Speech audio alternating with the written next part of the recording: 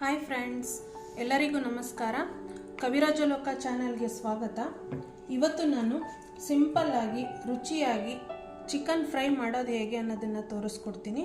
ಇದು ಚಪಾತಿಗೆ, ದೋಸೆಗೆ, ಗೀ ರೈಸ್ಗೆ, ಅನ್ನ ರಸಮ್ಗೆ ತುಂಬ ಒಳ್ಳೆ ಕಾಂಬಿನೇಷನ್. ಇದನ್ನು ನೀವು ಮನೇಲಿ ಟ್ರೈ ಮಾಡಿ ಹೇಗಿತ್ತು ಅನ್ನೋದನ್ನು ನನಗೆ ಕಮೆಂಟ್ಸ್ ಮೂಲಕ ತಿಳಿಸಿ.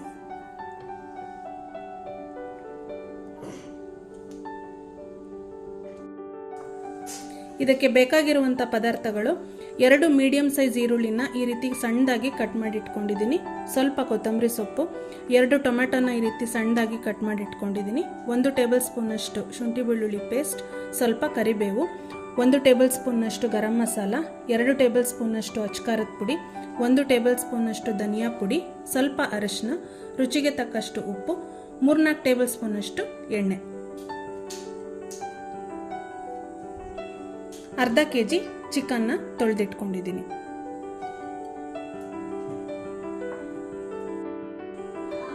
ಈಗ ಒಂದು ಕಡಾಯಿ ಇಟ್ಕೊಂಡಿದ್ದೀನಿ. ಸ್ಟವ್ ಆನ್ ಮಾಡಿಕೊಂಡು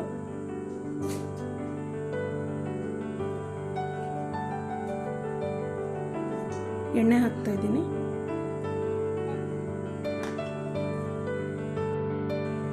ನೋಡಿ, ಎಣ್ಣೆ ಕಾದಿದೆ. ಈಗ ಕರಿಬೇವು, ಈರುಳ್ಳಿ,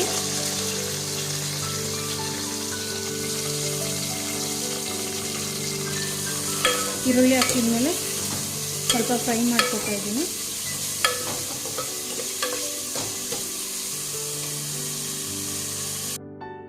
ನೋಡಿ, ಈರುಳ್ಳಿ ಫ್ರೈ ಆಗಿದೆ. ಈಗ ಶುಂಠಿ ಬೆಳ್ಳುಳ್ಳಿ ಪೇಸ್ಟ್ ಹಾಕ್ತಾ ಇದ್ದೀನಿ.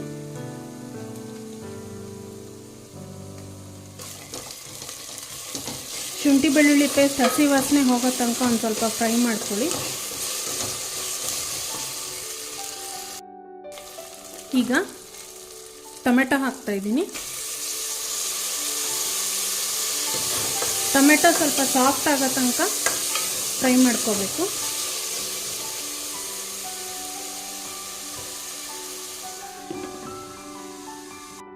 ನೋಡಿ, ಈಗ ಟೊಮೆಟೊ ಸಾಫ್ಟ್ ಆಗಿದೆ. ಈಗ ಇದಕ್ಕೆ ಚಿಕನ್ ಹಾಕ್ತಾ ಇದ್ದೀನಿ.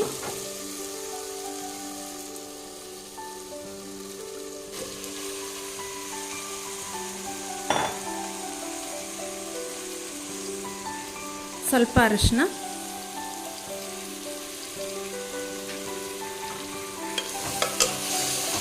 ಎಲ್ಲ ಹಾಕಿದ್ಮೇಲೆ ಒಂದ್ಸರಿ ಮಿಕ್ಸ್ ಮಾಡ್ಕೊಳ್ಳಿ.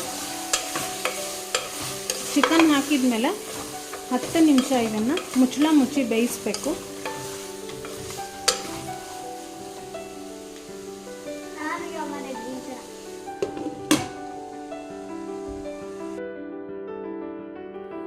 ಈಗ ಮುಚ್ಚಳ ತೆಗೆದು ಒಂದ್ಸಾರಿ ಮಿಕ್ಸ್ ಮಾಡ್ಕೋಬೇಕು.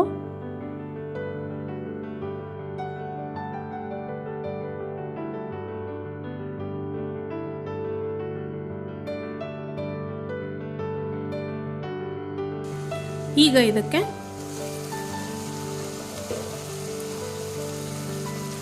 ಸ್ವಲ್ಪ ನೀರು ಹಾಕೋತಾ ಇದ್ದೀನಿ. ಅರ್ಧ ಗ್ಲಾಸಷ್ಟು ನೀರು ಹಾಕ್ಕೊಂಡಿದ್ದೀನಿ.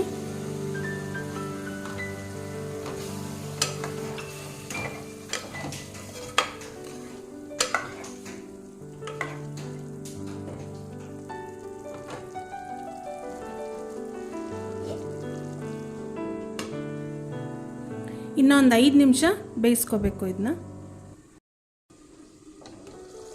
ನೋಡಿ, ಈಗ ಚಿಕನ್ ಆಲ್ಮೋಸ್ಟ್ ಬೆಂದಿದೆ. ಈಗ ಇದಕ್ಕೆ ಅಚ್ಕಾರದ ಪುಡಿ, ಧನಿಯಾ ಪುಡಿ, ಗರಂ ಮಸಾಲ, ಉಪ್ಪು ಎಲ್ಲ ಹಾಕಿ 5 ನಿಮಿಷ ಕುದಿಸ್ಕೊಂಡ್ರೆ ಚಿಕನ್ ಫ್ರೈ ರೆಡಿ.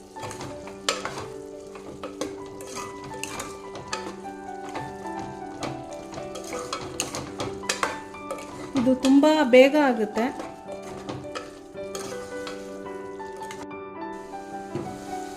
ನೋಡಿ ಈ ಚಿಕನ್ ಕಂಪ್ಲೀಟಾಗಿ ಬೆಂದಿದೆ. ಕೊನೆಯಲ್ಲೀಗ ಕೊತ್ತಂಬರಿ ಸೊಪ್ಪು ಹಾಕ್ತಾ ಇದ್ದೀನಿ.